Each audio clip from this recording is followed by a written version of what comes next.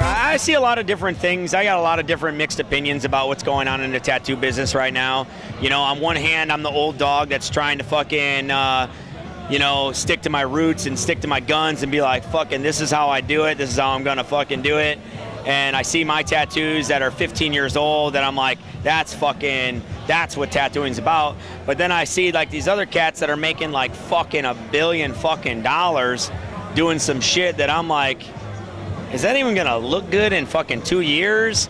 And then I'm like, well, maybe I should fucking just hop on this train to fucking make some fucking dough and be super fucking popular like all the rest of these guys that I feel are just kind of like figuring it out, you know? But then I think, nah, maybe I should just stick to my fucking guns and be like, fuck it, take it or leave it.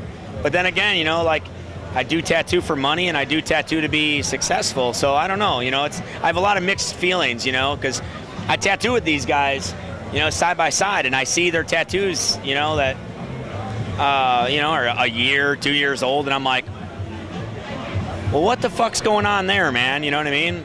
So I definitely try to be as bright and as bold as possible as far as my tattooing goes, and it's hard to change that. Right. Now, do you want to explain what's going on this sleeve?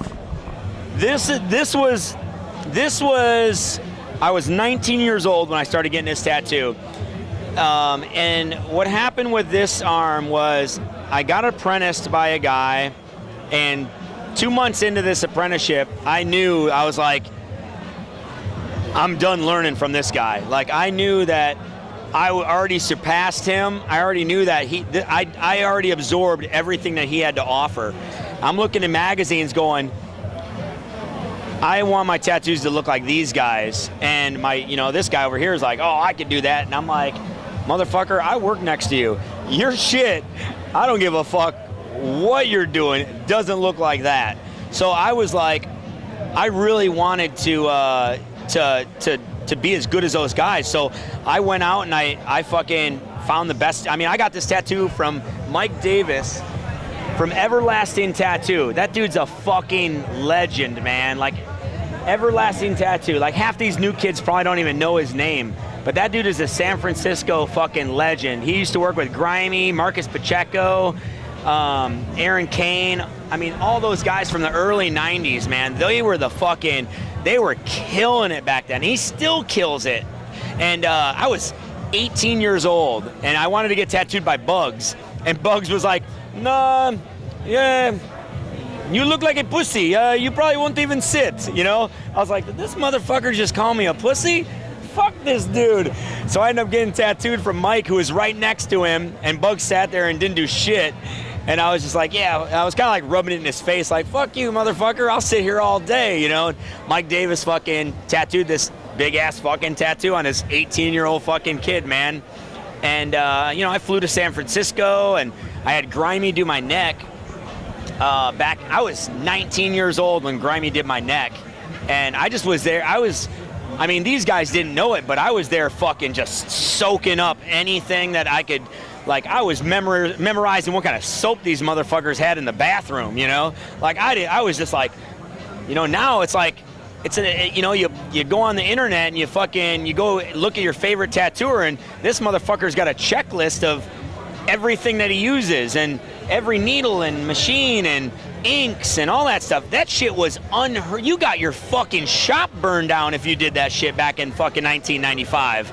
You know what I mean? Like, it's a totally different beast. So back then, when you're like trying to like get stuff, like, I couldn't even order supplies back when I first started tattooing because you have to be sponsored. You know what I mean? You can't just go to a tattoo convention and buy whatever the fuck you want. You had to have a dude who's standing over you, who had already had a dude stand over him, basically call the place and say, yeah, Stinky Pete's okay to buy your shit. And that was it. That's how it worked, you know? And so me as a kid getting this tattoo, I went there and just tried to get as much knowledge as possible.